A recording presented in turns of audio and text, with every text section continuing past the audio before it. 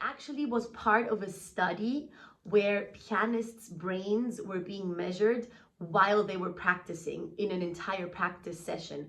And the results of this study were that we can practice in the most effective way on average between all the pianists that were tested if we practice. Hi everyone, this is Danai, and in today's video I'm going to talk about a subject that is a little different from my usual subjects. Usually I talk about piano technique and exercises that you can do in order to better your technique and how to practice the piano. But today I want to talk about the importance of taking a break.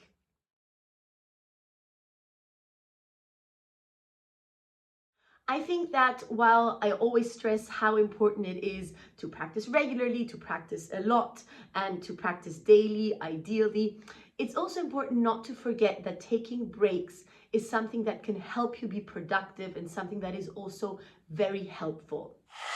Now, there are small breaks and big breaks. Small breaks are within a day of practice. So if I'm practicing, let's say for 4 hours a day, it is good for me to take a couple of breaks. For me personally, the way that I love to practice the most is to practice about 1.5 hours, then take a short break of maybe 15 minutes, and then another 1.5 hours. If I have the luxury to do that with everything going on in my house or with my rehearsal or concert schedule, then that's what I like to do. When you take a short break, your body actually physically regenerates and you relax your muscles that have been working in an intense way for such a long time, but you also give your brain time to rest and to relax. When you play the piano, your brain really does a lot of work, and it's kind of like fireworks going off in your brain. You're thinking creatively, you're thinking cognitively, you're thinking intellectually, you're thinking on so many different levels that it is very good for your brain to take a short break and also for your brain to actually digest what you just practiced. I actually was part of a study where pianists' brains were being measured while they were practicing in an entire practice session. And the results of this study were that we can practice in the most effective way on average between all the pianists that were tested if we practice for 45 minutes, then take a 15-minute break, then practice again for 45 minutes, then take a 15-minute break, and so on. And that study was geared towards finding out when we feel in the flow, because being in the flow basically means that you're in your practice, you're really blending, you're really ignoring everything else around you, and you're so focused where things just start happening. You're really hyper-focused and concentrated, which is a type of concentration that we cannot actually maintain for long periods of time. So as I said, in the study, the result was 45 minutes is ideal for you to get into it, then maybe have 20 minutes of flow, come back down, take a break, and then again. However, I have to say that personally, I feel that 45 minutes are a bit short. I feel like when I'm really in it, I like to practice 1.5 hours or something like that. But after 1.5 hours, I feel my concentration going away and wandering. And that's when I know it's time to take a break. Generally, I also want to stress that it is so important to practice in an effective way and in a concentrated and focused way, rather than to practice a lot and all day long, but not be too focused. Because if you practice 10 hours a day, it is virtually impossible for you to do that in a very, very focused way. And I would argue that although you're moving your fingers and you might be training your muscles and getting some movements into your subconscious, whatever you're doing while you're practicing 10 hours a day with a wandering mind is the same that you could achieve with 4 hours of incredibly focused practice. So once again, the saying quality goes over quantity is very important also when practicing an instrument and when practicing the piano. Also, I think that goes without saying that if you want to practice in a focused way, you should get rid of all your distractions.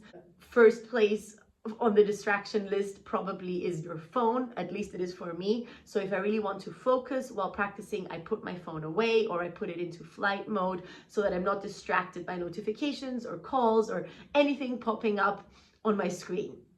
And when you do that type of very focused practice, that's also when a break is important, because you really are asking a lot from your brain, and you're giving your brain also a lot of new connections to make because you're so focused. And that's also when you need to give it some time to rest in between.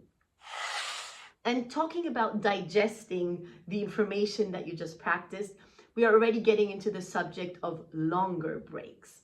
So of course, the brain digests while you sleep. While we sleep, we really internalize everything that we've learned. But also if we take a break of, let's say, a week per year. This is something that I like to do, to have a practice-free week once a year if I can, because in that week, I really feel like I let go of everything. My brain internalizes a lot of things.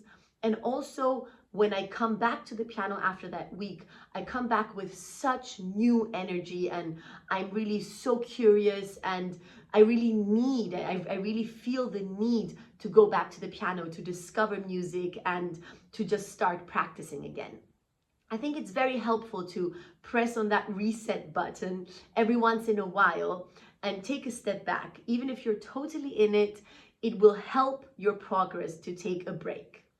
Growing up, I actually rarely did that because I was a bit of a workaholic, I would say, always practicing, always trying to be at the top of my game and just practice.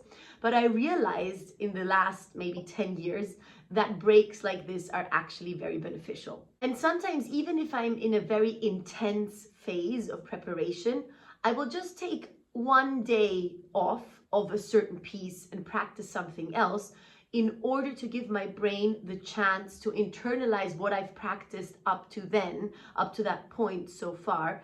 And then when I start practicing the piece again, not on the following day, but on the day after, I feel like I'm on such a different level already. And this is also the other type of break that I would like to talk about. Not actually taking an entire break from practicing piano altogether, but taking a break from certain pieces. So if I'm practicing something a lot, then I will definitely consciously decide to put in 1, 2, 3 days where I practice something else, and then pick up the piece that I was practicing before again a couple of days later. That is very helpful to me, and it is all because then I approach it with a new feeling of comfort, with a new feeling of security. It is kind of set in my subconscious, and I just feel more secure and more at home when playing it. As artists and as performers, I think we really tend to be perfectionists. Of course, we want to get the very best out of our art and out of our abilities, and we put everything we have into the instrument and into the music, and we try to give more than 100%, 110%, and that's great and that's important. But it is also important to be able to take that step back and to actually acknowledge that sometimes taking it easy can also help you become better and become more perfect. So that's basically all I wanted to say in this video. I just wanted to mention the importance of breaks, because I think that this is not talked about enough. Both the importance of short breaks during your regular practice day, where you just take time to relax and to rest, and then come back to the piano with renewed energy and renewed motivation and focus and concentration. And also longer breaks when you look at your entire year, for example, where you just consciously take a week off or 10 days off, and then really have time to internalize everything you've been working on, and then approach the piano again with renewed curiosity, with renewed energy. And then also the third type of break, which is just taking a break from a certain piece that you're practicing and then getting back into that piece a couple of days later. I really hope that you enjoyed this video. It was a little bit different than usual, but still I find a very important subject to talk about when we talk about piano practice and just in general the life of a musician. And I hope that you enjoyed it. If you did, please leave it a like and subscribe to my channel. That would help me a lot.